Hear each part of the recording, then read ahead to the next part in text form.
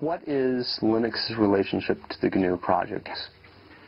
Well, there's relationships to GNU on kind of multiple levels. One is just the philosophical level of thinking that making your source open is a good idea. When Linus developed the kernel, he wasn't doing it for the GNU project. He did it independently. And he released it independently, and we didn't know about it. But some of the people who did know about it decided to look for what else they could find to put together with that kernel to make a whole system. And they looked around, and lo and behold, everything they needed was already available. What good fortune, they thought. But actually, there was no chance about it. They had found all the pieces of the GNU system, which was missing just the kernel. So when they put all that together, really they were fitting Linux into the gap in the GNU system, but they didn't know that. There's a lot of these programs done by the Free Software Foundation and done by other people like Linux, and there's a symbiosis between Linux and the programs, so that the programs run on Linux and at the same time, and they take advantage of Linux as a platform, while Linux takes advantage of the programs by just being able to use them. What programs? For the main one is actually the GNU C compiler, which without a C compiler it would not have been possible to make Linux or most of the open programs available. Linux uses the GPL, and I agree with the kind of philosophy behind the GPL. That said, the GPL itself is not a very pretty document, which is probably just because no lawyers can ever be very pretty.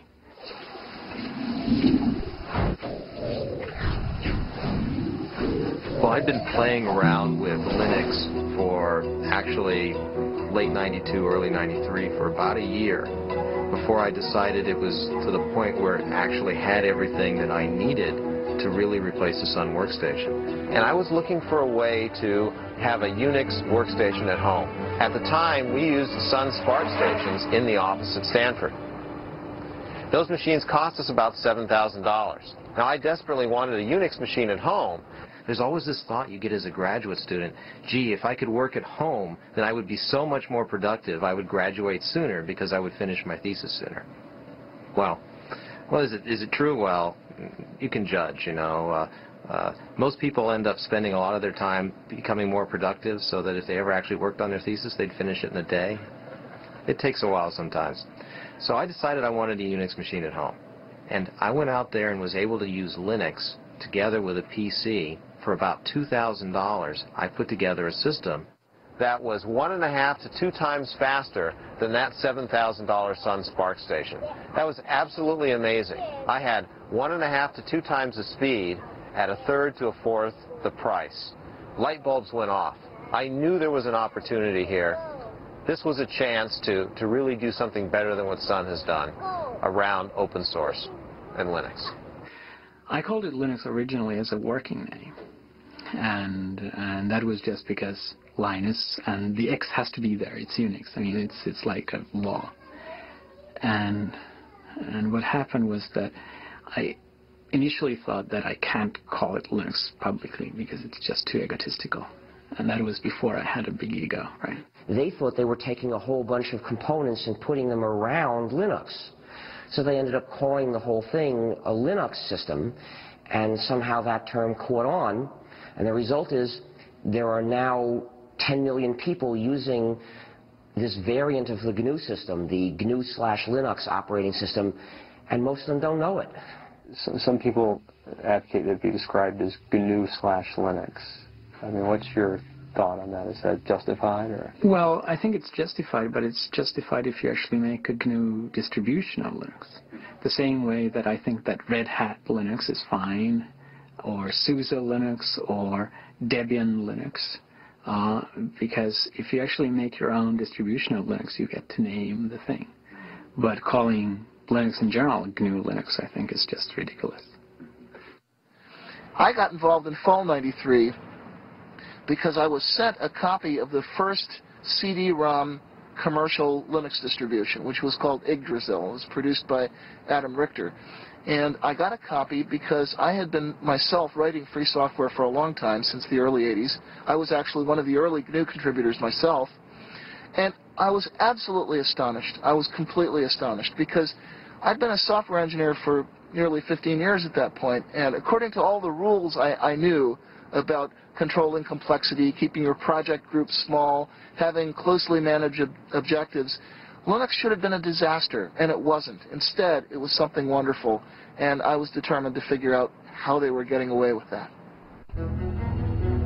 In order for Linux to grow beyond the world of the computer programmer, it needed a use, an application that made it a must-have technology.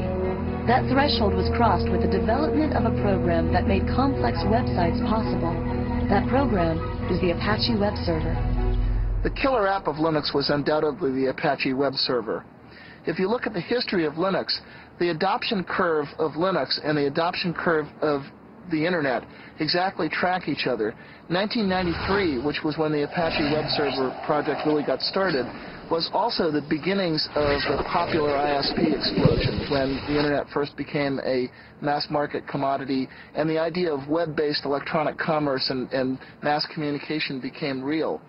I think it was one of the first applications that caused people to go, wow, if I install Linux, I get some tangible benefit from doing so, right? I mean, clearly there were a lot of interesting applications on Linux at the time, this being maybe 2 or 3 years ago when this thing really started to take off. But there wasn't a driving, you could almost say business case for someone to use Linux versus using NT until, I think, Apache. And a lot of the things that plugged into Apache and enhanced Apache. I mean, when you went to go out and build a server farm, it was much more cost-effective, real dollar terms, to build it on Linux and Apache than it was to build it on IIS and NT, even if it meant that you had to spend a little bit of money to train your staff to learn how to use that or to find people who were knowledgeable. But the good news was that that knowledge wasn't very expensive because there were all these college students out there who had been using Linux for a long time and were very familiar with it. If you look at the trend curves in web servers, Apache has steadily been gaining in market share ever since. It's up to something like 66% now. It's steadily clobbered all of the closed-source competition. And that's because it's more reliable, it's more flexible, it's more extensible. It does what webmasters actually need. And the combination of Apache and Linux found its way into a great many commercial shops. Essentially, Apache became the application that motivated internet service providers and e-commerce companies to choose Linux over Microsoft's Windows. It would probably run best on Linux and on FreeBSD, and the reason is the communities around those operating systems are also the communities that contribute the most back to Apache, right? And they were also the operating systems that internet service providers started using very heavily as well. And internet service providers really liked Apache because it allowed them to do a lot of different things that some of the commercial web servers didn't, such as the ability to host more than one website on a single box, which clearly if you're an ISP and you have 40,000 users and they all want their own website is going to be pretty important to you.